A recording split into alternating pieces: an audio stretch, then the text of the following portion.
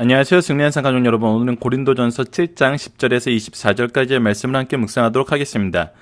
고린도전서 14번째 강좌로 결혼 문제들에 대하여 두 번째 이혼에 관한 부분입니다.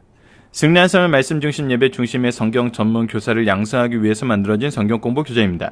승리한상이 2017년 10월 고린도전서 1장에서 10장까지의 말씀을 함께 묵상하고 있습니다. 승리한 삶은 반응이신 박효일 목사님의 구속사로 조망한 성경 연속 강해집을 통해서 편집이 되어 있습니다. 이번 달 내용은 고린도전서 1권과 2권의 내용 일부로 편집이 되어 있습니다. 구속사로 조망한 성경 연속 강해집은 신약이 30권으로 완간된 이후에 지금 구약의 완간을 위해서 계속 진행하고 있습니다. 이번 해 11월 달까지 창세기가 완간이 되고요. 6권으로 그 이후에 출애굽기, 모세 오경으로 계속 진행을 하도록 하겠습니다. 이 일을 위해서 여러분들의 기도와 협력 부탁드리겠습니다. 저희들 주일날 업로드는 위크스터를 통해서는 고린도전서 전체의 구조를 통해서 내용을 살펴보고 있고, 이것을 저희들 언약신약적인 관점에서 구속사적인 관점에서 항상 살펴보는 시간을 갖고 있습니다. 우리가 구속사적인 신학, 언약신학적인 관점에서 말씀을 살펴볼 때 항상 우리가 경험하게 되는 것은 삼위일체 하나님의 일하심입니다. 우리가 하나님 안에서 그리스도의 부르심으로 성령의 역사 가운데에서 일하는 것이 바로 우리 성도들의 모습이라는 것을 지금 고린도전서 내용에서 확인하고 있습니다. 이것을 통해서 우리는 구속사를 무엇을 볼 수 있냐면, 성부 하나님께서 구원을 계획하시고 이 일을 위해서 미리 준비하심을 보게 됩니다. 성자 예수님께서 구원을 이루시고 우리를 이 일에 함께 동참하게 하심을 보게 됩니다. 그리고 성령 하나님께서 이 일을 우리에게 적용시킴으로써 우리로 하여금 이 구속의 역사를 계승하게 하십니다. 우리가 오늘 말씀에서도 포커스를 둬야 되는 건 바로 이 계승 부분입니다. 우리가 이혼에 대한 문제를 볼 때 가장 면밀하게 살펴봐야 되는 부분은 엄밀히 말하면 계승입니다. 무엇에 대한 계승이냐면 이 구원의 역사, 구원의 은혜에 대한, 즉 복음에 대한 계승입니다. 그래서 우리가 교회에 나타나는 여러 가지 문제에 대해서 바른 관점을 가지고 해결할 기준을 세우는데, 특히 가정 문제에서도 우리가 무엇의 기준을 삼아야 되냐면 바로 우리가 복음을 계승해야 할 사람이 누구이고, 이 사람이 기준이 되어서 우리가 문제를 바라보고 문제 해결의 기준을 세워야 된다는 것입니다. 왜 그러냐면 그것이 바로 성경에서 가르쳐 주는 것이기 때문입니다. 이혼의 문제도 이것과 다르지 않습니다. 우리가 결혼의 문제에 대해서도 이 육체적 정욕과 육체적 소욕에 의해서 이것을 이길 수 없는 자들은 결혼하라 그랬지만, 그 안에서 본질적으로 바라보게 한 것은 무엇이냐면 바로 하나님께서 우리에게 주신 이 결혼의 의미였습니다. 그래서 우리가 서로의 것을 주장하는 것이 아니라 상대방에 의해서 주장되는, 이것이 결혼을 통해서 우리가 경험하게 되고 우리가 누리게 되는 하나님이 세우신 질서적인 삶이었습니다. 그렇다면 우리가 이 삶을 살면서 많은 사람들이 그렇게 얘기하죠. 그건 너무 이상적이다. 현실적이지 않다. 근데 현실적이지 않다라는 이 말 자체가 우리에게 어떤 의미를 보여주냐면, 우리가 어떤 삶을 살고 있음을 보여주냐면, 살아계시고 역사하시는 하나님의 기준이 아니라 내 기준으로 살고 있다는 거예요. 현실적이지 않다는 것은 누구 입장에서 현실적이지 않다는 거예요? 하나님 입장에서 현실적이지 않다는 거예요? 내 입장에서 현실적이지 않다는 거예요? 우리 입장에서 현실적이지 않다는 거예요? 우리 입장에서 현실적이지 않다는 이유는 뭐예요? 그 내용의 말뜻은 뭐예요? 우리가 하나님의 기준보다 우리의 기준으로 가지고 살고 있다는 거예요. 자, 이것이 우리가 문제를 바라보는 기준이었습니다. 문제를 분석하는 올바른 해석 방법이었어요. 하지만 여기서 우리는 한 걸음 더 나아가야 돼요. 그래서 우리가 가끔 이 문제를 바로 분석하고 나서 잘못 적용하는 것이 뭐냐면, 너희들이 하나님 기준으로 안 살아서 그래. 너희들이 그렇게 결혼 생활도 잘못하고 결혼 이 전반이 파탄이 나고 너희들이 이혼을 하려는 것은 너희들이 하나님의 기준이 아니기 때문이야. 예, 그것이 맞긴 맞아요. 근데 성경에서 해결하는 방법으로 그거를 가르쳐 줬냐는 거예요. 그렇게 비난하고 그렇게 욕하고 그 사람에게 모든 책임을 전가함으로써 그 스스로 그래 나는 이런 사람밖에 안 돼, 이렇게 자포자기하게 만드냐는 거예요. 우리는 더 주의해야 되는 부분이 바로 그 부분이라는 겁니다. 하나님은 우리의 연약함을 아세요. 그래서 예수님께서 율법의 완성을 대신 이루시기 위해서 오신 거예요. 우리가 하나님의 기준으로 결혼이 무엇인지 알아요. 가정이 무엇인지 알아요. 우리 교회가 무엇인지 알아요. 근데 우리의 연약함이 여전히 그 안에서 우리로 하여금 죄의 속성에서 죄의 권한에서 여전히 다투게 만들었어요. 그리고 그 안에는 분명히 어떤 사람이 있냐면 연약한 사람이 있어요. 연약한 사람이 있다는 거예요. 우리가 잊지 말아야 되는 것은 하나님께서 우리의 연약함을 어떻게 해결해 주셨냐는 거예요. 그래서 결혼해서 이혼을 직면한 사람들에게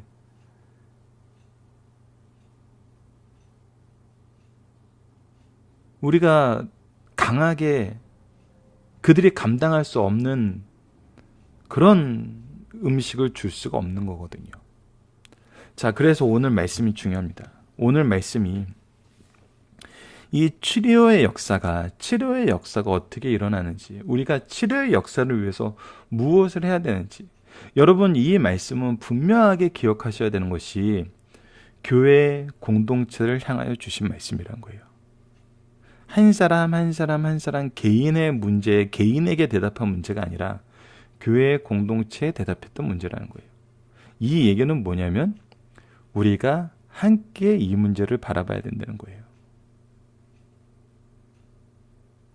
굉장히 안타까운 것이 무엇이냐면 현대 이 개별화된 사회에서, 개인화된 사회에서 교회 안에서도 이것이 참 상처가 될 때가 있어요. 가정이 화목한 자를 볼 때 이 화목함이 때로는 화목한 가정에는 그것이 경건과 능력으로 하나님의 더 큰 은혜로 자랑이 될 때가 있고, 화목하지 못한 사람이 그들을 볼 때는 더 많은 아픔과 시기와 질투가 일어나는 경우가 있다는 거예요.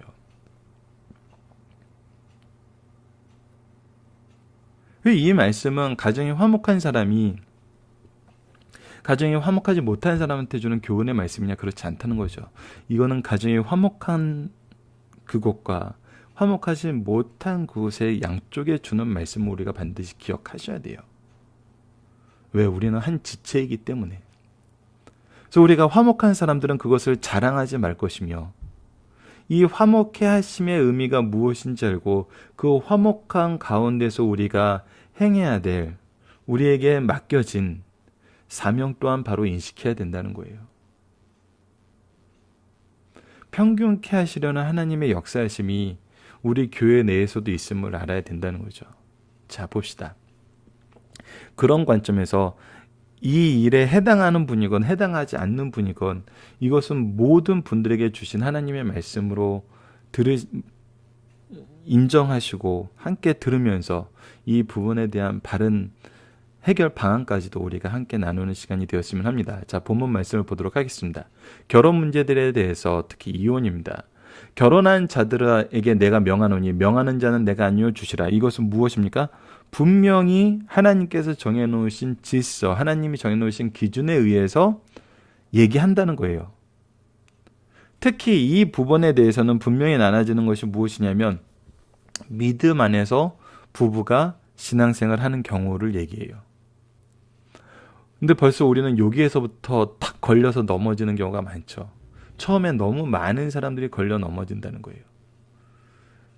자, 이 부분에 대해서는 우리가 특히 교회 지도자들이 더 깊이 반성하고 더 깊이 기도하고 더 많은 노력을 해야 되는 부분입니다.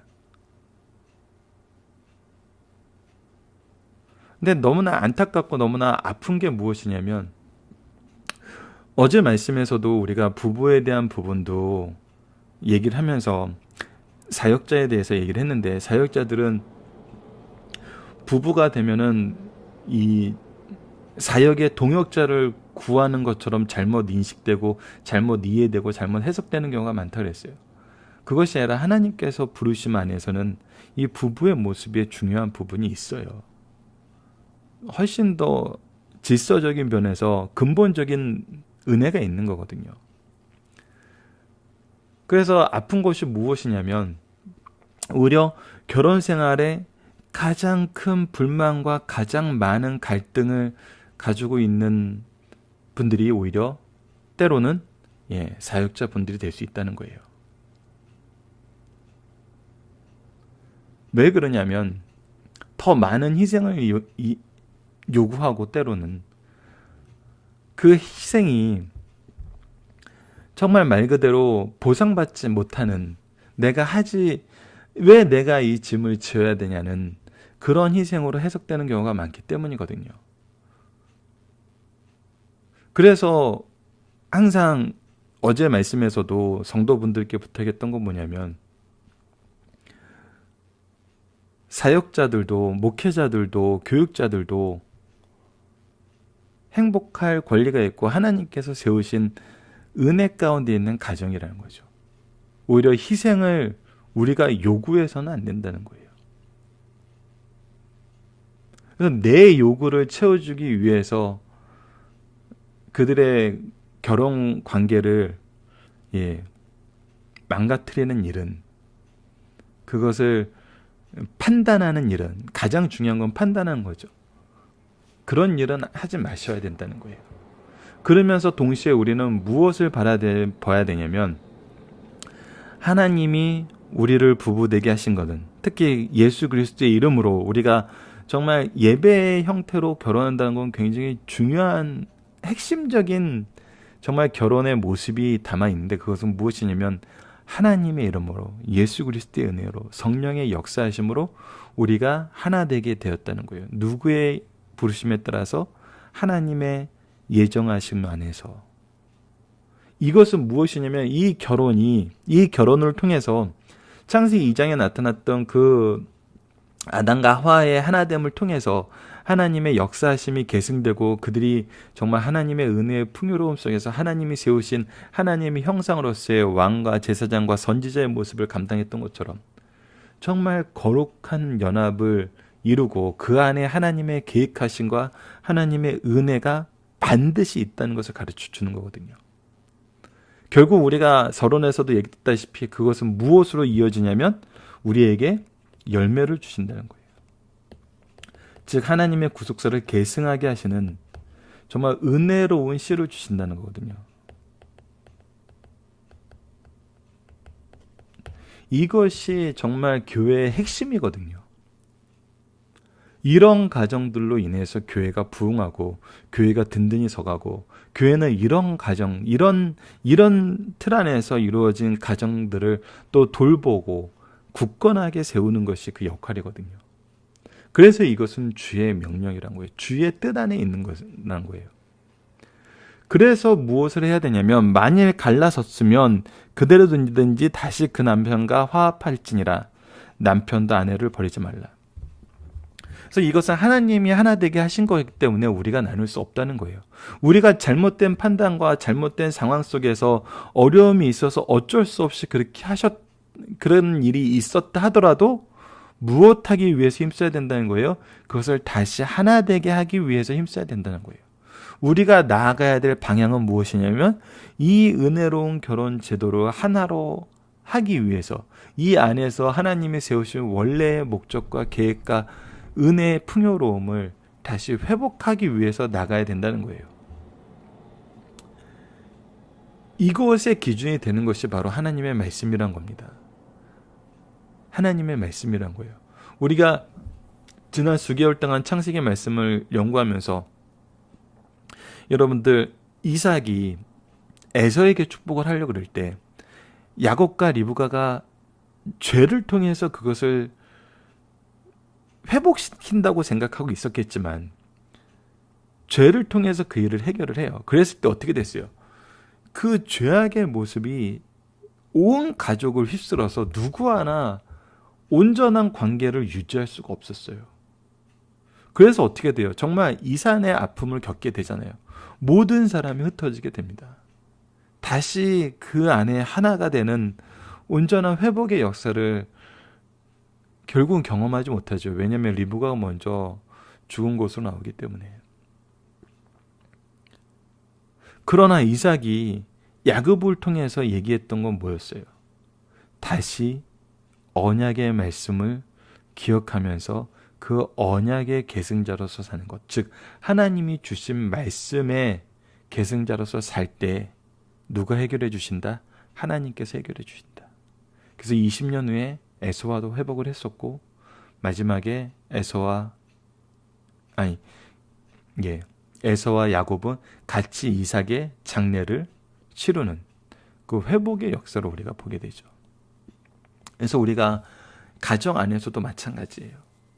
우리에게 어려운 문제가 생기고, 우리가 감당 못할 문제가 생기고, 우리가 해결하지 못할 문제가 생겼을 때 우리는 다시 무엇으로 돌아가야 되냐면, 하나님이 우리에게 주신 말씀, 하나님의 말씀인 성경, 이 성경 안에서의 질서, 성경 안에서의 은혜, 성경 안에서 하나님께서 주시는 이 회복의 역사를 우리가 의지해야 돼요. 이것이 가장 중심이 돼야 된다는 거예요. 자, 그 나머지 사람들에게 말하노니, 이제 이것은 주의 명령이 아니라 나머지 사람에게는 이제 하나님의 말씀을 담당한 사도로서 이것을 해결할 방법을 제시를 하는 거예요. 해결할 방법을 제시를 하는 겁니다. 왜냐하면 이 신앙의 문제로 가정에 불화가 생기고, 이 신앙의 문제가 아니더라도 다양한 문제가 결국은 이 영적인 생활에 지장을 주는 모습으로 이게 확대되고 있거든요. 결국은 우리가 다른 부분에 대해서 문제가 있음에도 불구하고 결국은 이것을 원인으로 제공하는 경우가 있어요. 왜 이 사람하고 헤어져야 됩니까? 그랬을 때 이 사람이 내가 신앙생활한 걸 정말 힘들게 합니다 라고 얘기하는데, 이것은 여러분들 영적 지도자들은 정말 면밀히 보셔야 되는 것이, 이것을 우리는 보통 이렇게 표현하는 경우가 있습니다. 해석적 변명.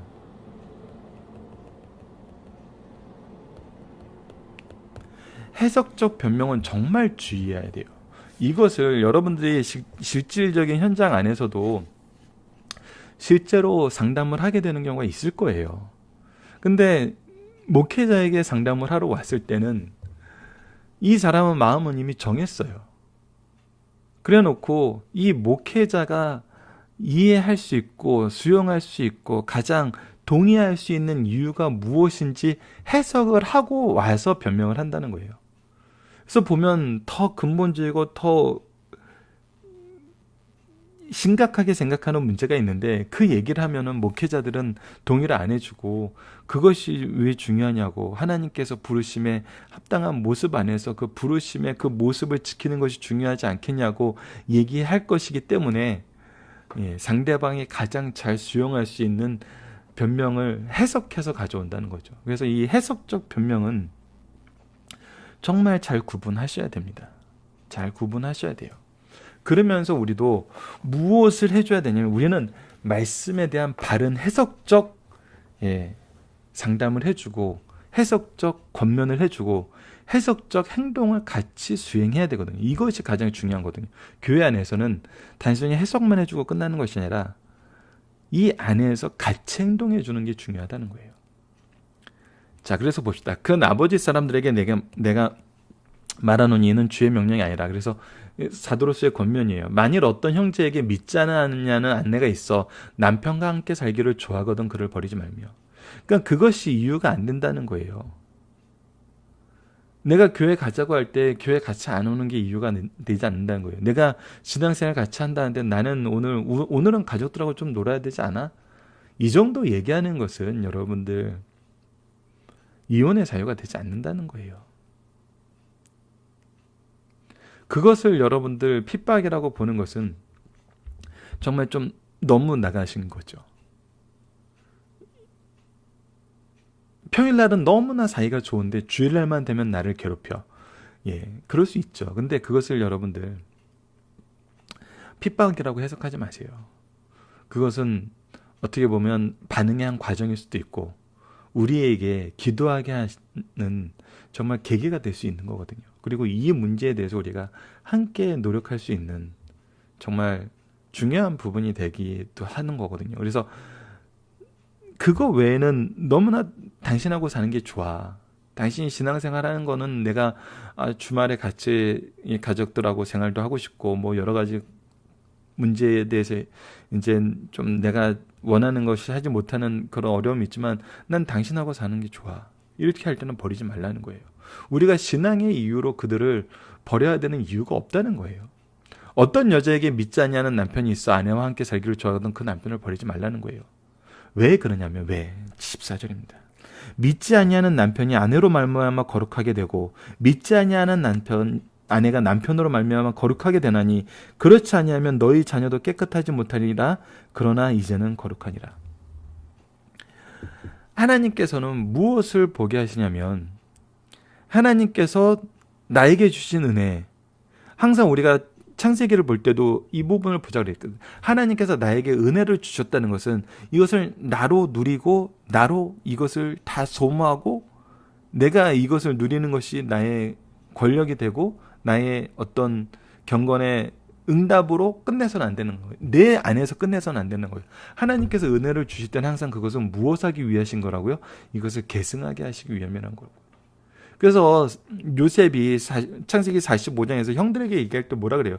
형들이 나를 팔고 그랬지만 하나님께서 나를 미리 이 자리에 보내셔서 하나님 은혜로 총리가 되게 하셨고 내가 총리가 된 것은 무엇하기 위하심이라? 바로 우리 가족을 구원하기 위하심이라. 여러분들을 구원하시기 위한 하나님의 사랑의 조치였다는 거예요. 하나님의 사랑의 계획이 있었다는 거예요. 요셉에게 처음 꿈을 줄 때부터 하나님은 이 계획을 세우고 이 계획을 실현할 중심 일꾼으로 요셉을 부르셨다는 거예요. 그래서 요셉을 세우심은 요셉에게 은혜를 주심은 요셉에게 끝나는 것이 아니라 그 가족 전체에게 임한 은혜였다는 거예요. 요셉은 마지막 50장까지 그 모습을 지키면서 살잖아요. 그 가족들을 계속 기르잖아요.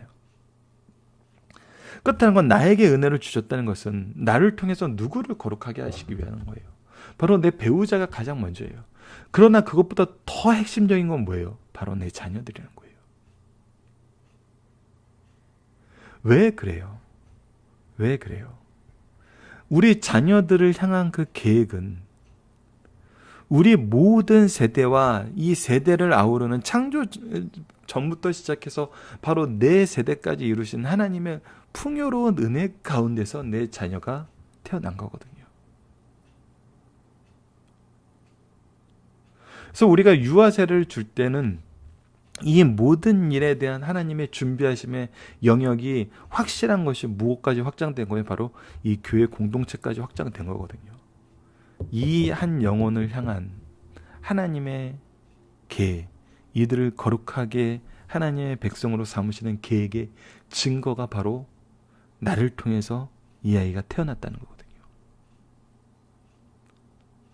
그거에 준하는 못지않은 하나님의 거룩하심의 계획이 뭐라고요? 바로 이 사람이 나의 배우자가 되게 하셨다는 거예요. 그래서 이들이 결국 무엇의 대상이 되는 거예요? 바로 은혜의 계승자가 되는 거예요. 누구를 통해서 계승시켜요? 나를 통해서 계승시킨다는 거예요. 이것이 하나님께서 세우신 계획과 하나님의 세우신 축복의 이 통로의 모습이라는 거예요. 그래서 이것을 먼저 우리가 알아야 된다는 거예요. 이것을. 그래서 나는 그들은 끊임없이 나에게 요구할 수밖에 없어요. 왜? 내가 먼저 은혜를 받은 자거든요. 내가 먼저 이 복음을 받은 자거든요. 그래서 정말 지혜로운 자들이 어떤 자들이고 우리가 소유해야 될 참된 지혜와 지식이 무엇이냐면 이들의 요구 속에 이들의 요구하는 과정 속에 우리가 무엇을 전할 수 있어야 돼요? 복음을 전할 수 있어야 돼요. 복음을 전할 수 있어야 돼요.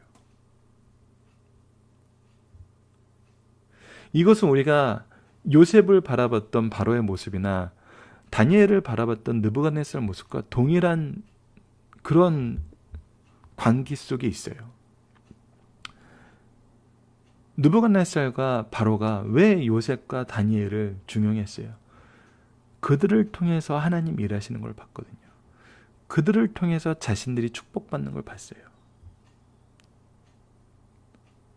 결국 우리의 믿지 않은 남편들이, 우리의 연약한 자녀들이 결국 무엇을 보고 무엇을 인정하게 되냐면 하나님 뜻대로 사는 엄마 때문에, 하나님 뜻대로 사는 아빠 때문에, 남편 때문에, 부인 때문에 우리가 지금 이 하나님의 큰 은혜를 누리고 살고 있구나. 그것은 두 가지로 항상 나타나죠. 바로 말씀의 선포와, 그러니까 말씀의 가르침과 말씀의 양육과 생활의 모습이죠. 왜? 하나님께서 계속 역사하셨거든요. 내 부인의 기도를 통해서, 내 남편의 기도를 통해서, 부모의 기도를 통해서, 때로는 자녀의 기도를 통해서 하나님이 응답하시는 것을 우리가 경험하거든요. 그리고 그것이 하나님의 응답임을 말씀을 통해서 분명하게 믿게 하시거든요. 그래서 이 은혜의 계승이 일어난다는 것입니다. 자, 계속해서 말씀을 봅시다. 혹 믿지 아니하는 자가 갈리거든 갈리게 하라. 근데 둘 다 믿지 않아요. 하나님의 계획하신 거, 하나님의 은혜 가운데 있잖아요. 그래서 그들이 하나님의 뜻을 볼 그런 여지가 없어요. 그 안에 들어갈 여지가 없어요. 그렇게 해서 그들이 도저히 견디지 못하는 힘든 가운데 있어요. 그럴 때는 갈리게 하라는 거예요. 평안하게 하라는 거예요. 형제나 자매가 이런 일에 구애될 것이 없느니라. 그러나 하느님은 화평 중에서 너희를 부르셨느니라. 근데 분명히 얘기했지만 이것은 믿음의 공동체 안에 있지 않은, 둘 다 하나님의 이 주권을 인정하지 않는 상태예요. 그러나 그런 자들에까지도 그들이 내 주위에 있다면 어떻게 해라? 하나님께서 화평 중에 우리를 부르신 그 화평의 은혜를 그들에게도 전달하라. 그래서 이것을 더 구체적으로 얘기해 줍니다. 아내된 자여 내가 남편을 구원할 줄 어찌 알 수 있으며 이것이 하나님의 계획이 아니겠느냐. 남편된 자여 내가 아내를 구원할 줄 어찌 알 수 있겠느냐. 이것이 하나님의 구원의 계획이 아니라고 네가 확신할 수 있느냐. 장담할 수 있느냐. 오직 주께서 각 사람에게 나눠주신 대로 하나님이 각 사람을 부르신 그대로 행하라. 하나님이 너를 부르실 때는 어떤 계획이 있었겠느냐. 너를 통해서 이 은혜를 계승하게 하시고 이 복음을 계승하게 하시고 너를 세워서 만인을 축복하는 그 축복하는 자리에 놓이게 하심이 아니겠느냐. 그래서 내가 모든 교회에서 이와 같이 명하노라. 이것은 나 한 사람의 일로가 아니라 우리 교회 공동체가 함께 봐야 되는 거예요. 교회를 세우심은 하나님의 은혜의 통로로서 세우심을 우리가 예배소서에서 이미 봤어요. 그러니까 나를 세우심은 나를 통해서 하나님의 이 축복의 통로가 되게 하시고 복의 근원이 되게 하심이 있는가 동시에 우리 교회도 이 일 안에서는 하나라는 거예요. 그래서 우리는 이 은혜의 역사를 확대해서 볼 수 있어야 돼요.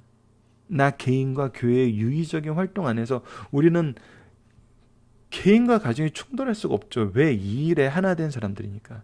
이 목적으로 하나님께서 만드신 공동체니까. 그래서 무엇을 받아야 돼요? 할례자로서 부르심을 받은 자가 있느냐? 무할례자가 되지 말며, 무할례로서 부르심을 받은 자가 있느냐? 할례를 받지 말라.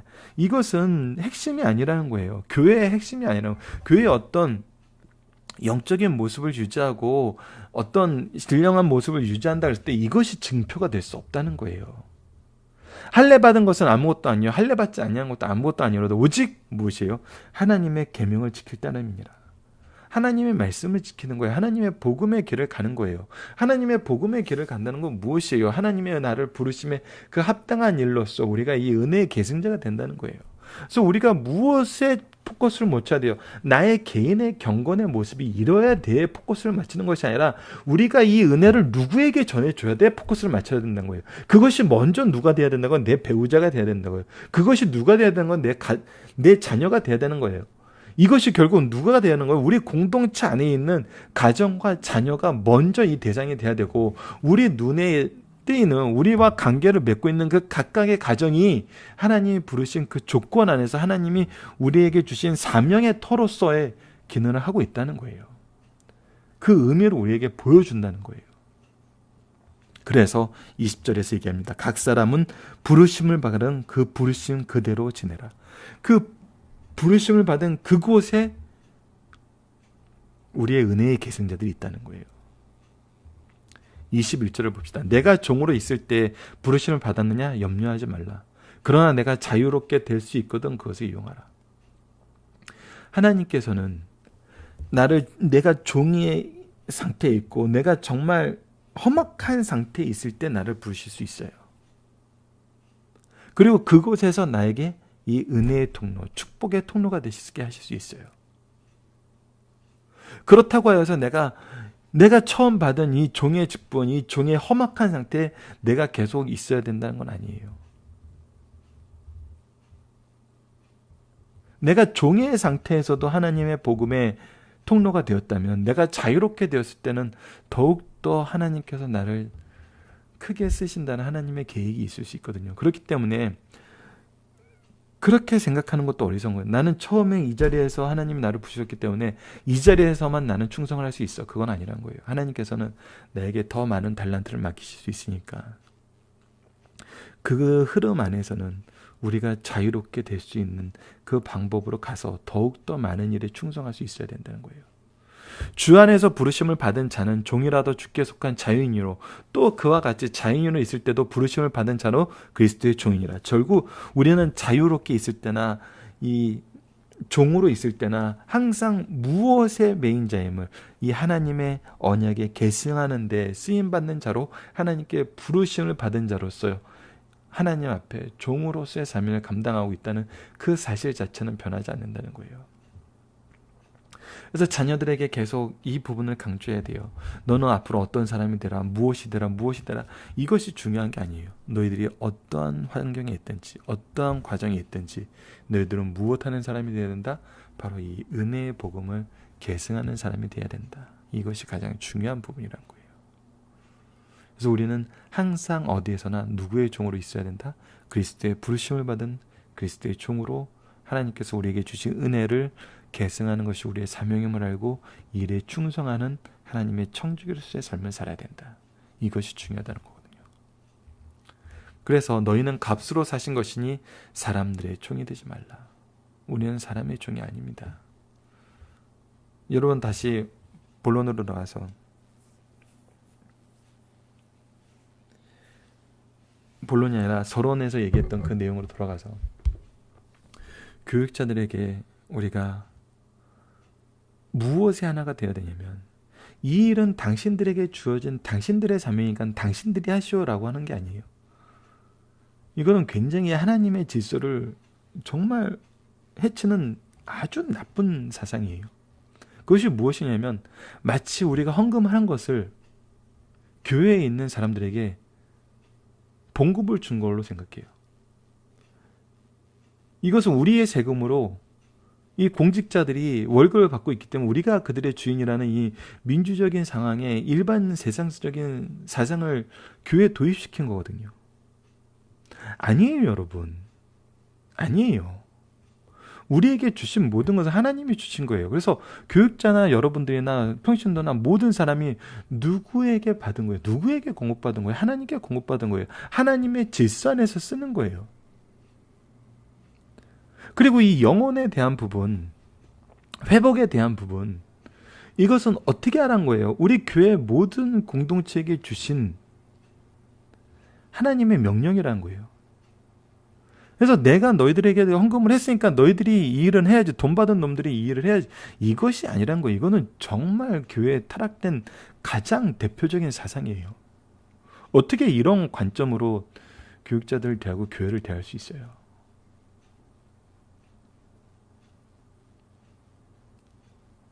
정말 사도 바울은 정말 교회가 이런 사상을 갖게 하지 않기 위해서 그는 스스로 정말 자립선교를 했어요. 근데 이것이 옳은 것이 아니에요. 그런 사상을 가지는 것이 옳은 것이 아니에요. 정말 부모의 마음으로 혹여라도 교인들이 그런 마음을 갖지 않도록 미리 제거한 거거든요. 그런 사상이 들어올 수 있는 통로 자체를 제거한 거죠.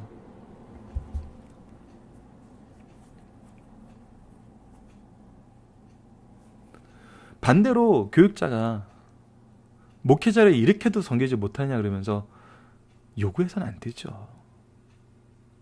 나를 스스로 누구의 종으로 만든 거냐면 사람들의 종, 물질의 종으로 만든 거죠. 우리는 그리스도의 종이고 그리스도의 부르심을 받은 자거든요. 우리를 채워주시는 분은 누구예요? 우리의 공급자는 누구예요? 하나님이에요. 그래서 우리는 이 전체 안에서 결국 무엇을 회복해야 되냐면, 우리 개개인이 바로 이 복음의 통로가 되고 우리에게 이 은혜를 주신 것은 다른 이들에게 이 은혜를 계승하게 하시려는 하나님의 계획하심이 있다는 이 근본적인 말씀의 질서, 하나님의 은혜의 계획을 바로 보는 말씀, 시각, 성경적인 이 세계관을 회복하지 않으면은 결국은 우리 결혼 문제도, 이 하나님의 은혜로운 축복의 교회 문제도 회복할 수 없다는 걸 가르쳐 줍니다. 그래서 뭐라고 얘기합니까? 형제들아, 너희는 각각 부르심을 받은 그대로 하나님과 함께 거하라. 이것이 가장 중요한 부분이라는 것입니다. 자, 본문 묵상하기를 보도록 하겠습니다. 결혼 제도의 가장 핵심적인 기준은 무엇입니까? 예, 하나님의 부르심 안에서 우리가 하나가 되었다는 거예요. 하나님이 하나 되게 하셨다는 거예요. 이것이 핵심적인 기준이에요. 그래서 뭐 한다는 거예요? 뭐 하지 못한다는 거예요? 사람이 나눌 수 없다는 거예요. 이혼이 절대 불가능한 대상은 무엇인가? 예, 믿음 안에서 하나님의 부르심을 인정하고 하나님의 주권을 인정하는 그 안에서는 안 돼요. 근데 혹여라도 우리가 그런 일을 했더라면 어떻게 하라고요? 그대로 지내든지 다시 화합하든지 하라는 거예요. 자, 14절 말씀을 통해 우리가 주목해야 될 역사는 무엇이고 그리고 주의해야 될 점은 무엇입니까? 우리로 하여금 하나님께서 이 거룩함을 계승하게 하셨다는 거예요. 하나님의 부르심을 계승하게 하셨다는 거예요. 그 부르심의 대상이 가장 가까이 있는 대상이 누가 될 수밖에 없다는 거예요. 바로 우리의 배우자와 우리의 자녀가 될 수밖에 없다는 거예요. 우리 교회 공동체는 바로 배우자와 자녀. 그래서 이것을 요즘 교회 운동에서는 다음 세대의 운동이라고 합니다. 이것은 굉장히 중요해요. 이거는 성경에 나타내고 있는 너무나 당연한 부분이에요. 우리에게 주신 은혜는 우리를 통해서 누군가에게 이 은혜를 계승하게 하심이라니까요. 창세기에서 이미 확인했잖아요. 아브라함과 이삭과 야곱의 하나님. 이것은 이 은혜의 계승을 얘기해 주고 있거든요. 그래서 이 아브라함과 이삭과 야곱이 가장 중심으로 뒀던 것이 무엇이었어요? 이것을 계승하는 거였어요. 계승하는 거. 다음 세대로 계승하는 거. 계승을 위해서 질서를 회복하고 질서를 세워놓는 거. 교통 질서를 회복해서 다툼의 요소가 없게 만드는 거. 이것은 우리가 이미 창세기에서 정말 깊이 있게 묵상했잖아요. 그래서 우리가 정말 봐야 되는 것은 이 은혜의 계승이라는 거 기억하시면서 우리가 중심 사상을 보도록 하겠습니다.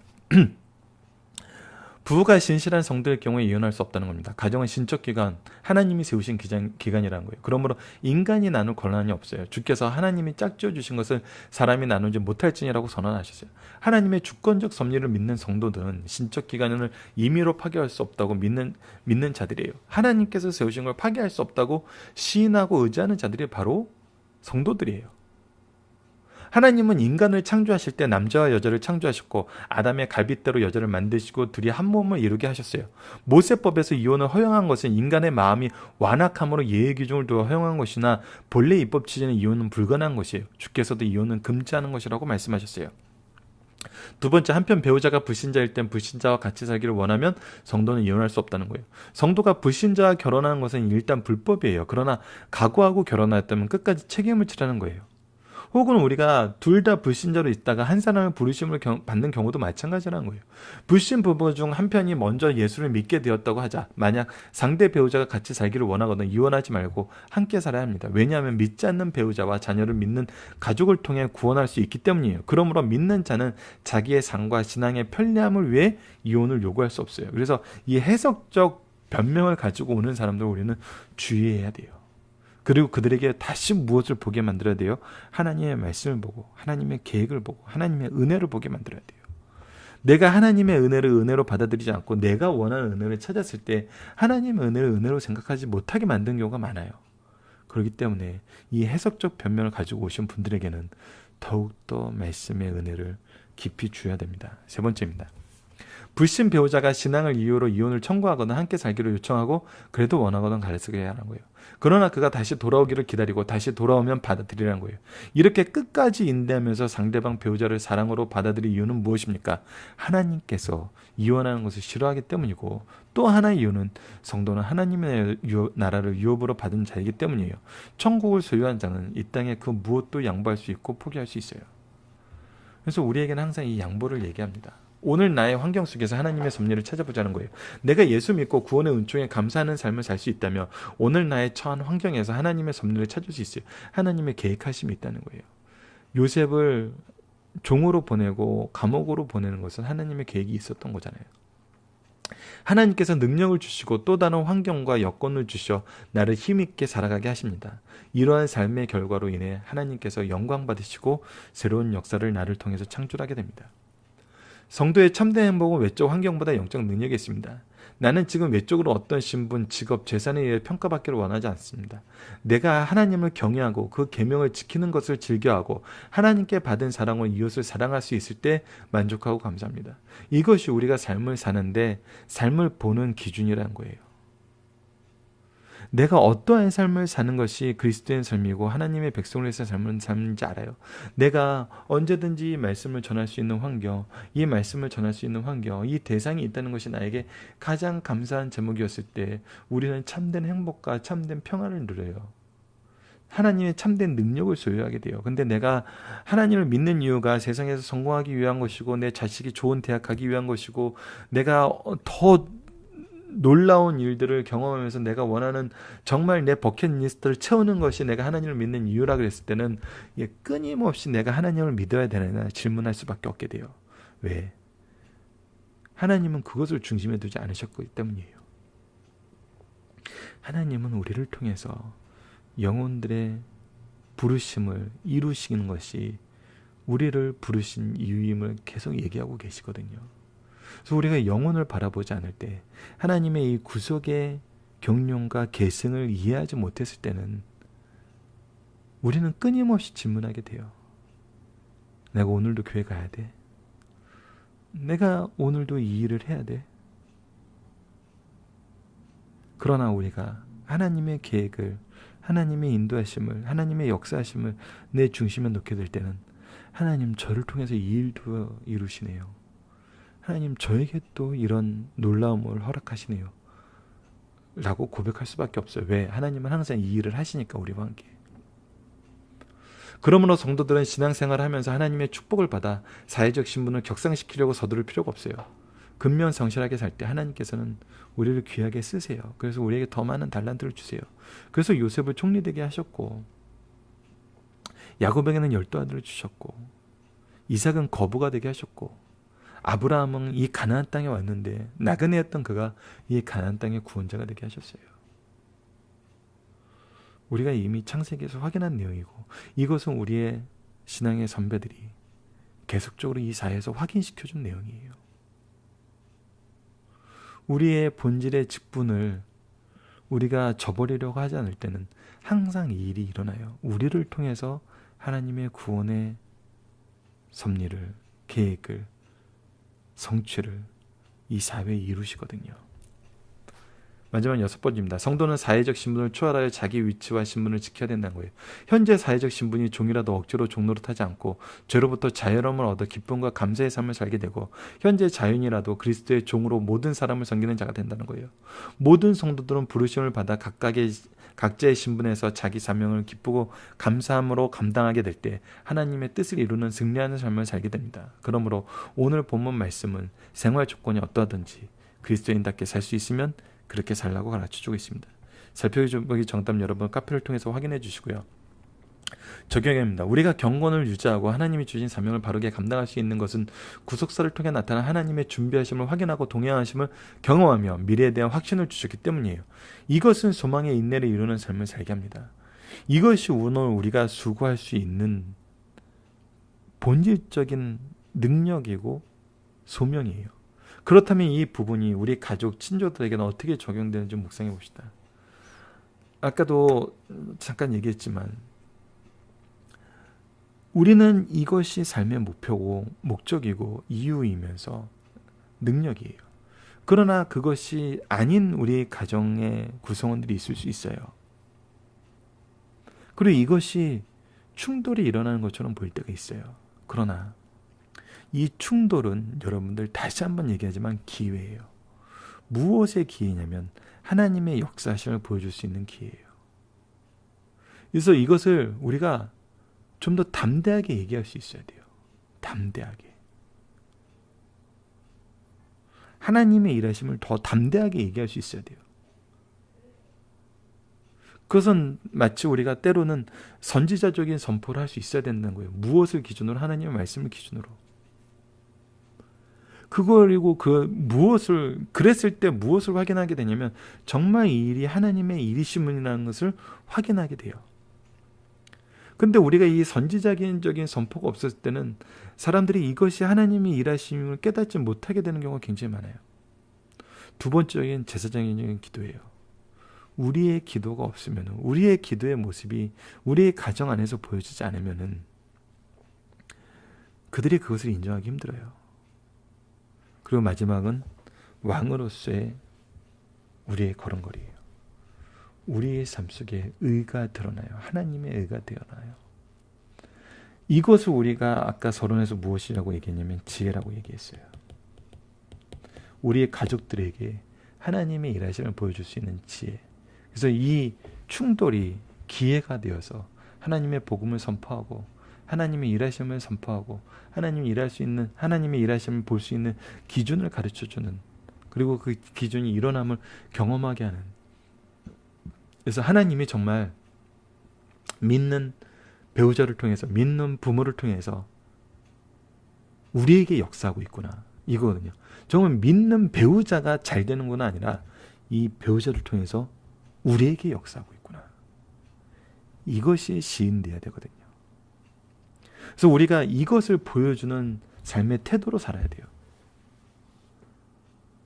그래서 우리가 때로는 교회 안에서 믿는 사람이 저 사람을 싸워서 이겨야 되는 대상으로 보는 경우가 있어요. 내가 내 남편을 이겨야 되고 내 부인을 이겨야 되고 내 자녀를 이겨야 돼.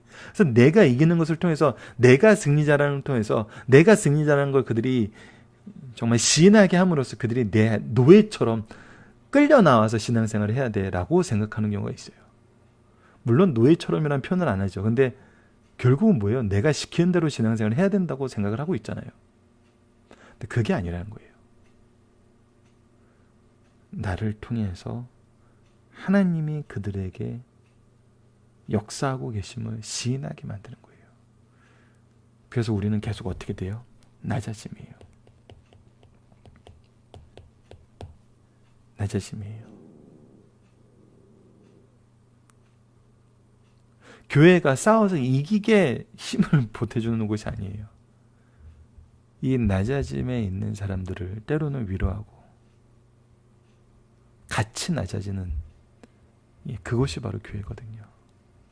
이단과 이 복음주의 교회가 다른 부분이 바로 이거예요. 이단은 싸워 이기고 노예로 만들려고 그래요.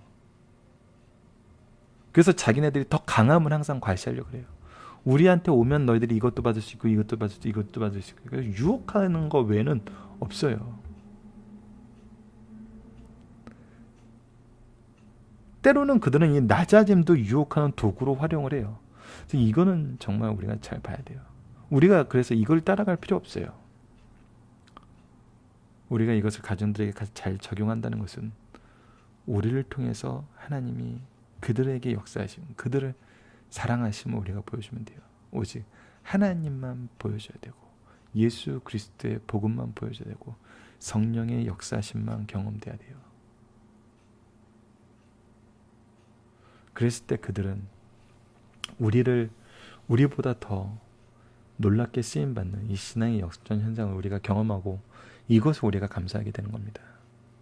자, 말씀을 기초로 기도하기를 통해서 마치겠습니다. 하나님, 우리는 조건에 민감하며 우리가 생각하기에 그것이 비록 성경적인 기준이라 하더라도 필요한 것이 주어지지 않았을 때 다른 길을 찾거나 현재의 상황을 비관하며 인도하신 귀한 영혼들과 귀한 자녀들을 바라게 돌보지 못하게 됨을 고백합니다.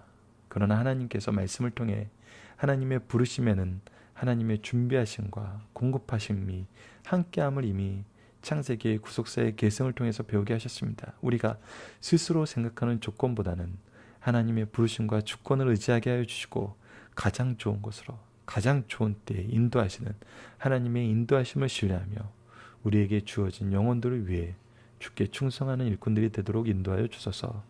예수님 이름으로 기도합니다. 아멘.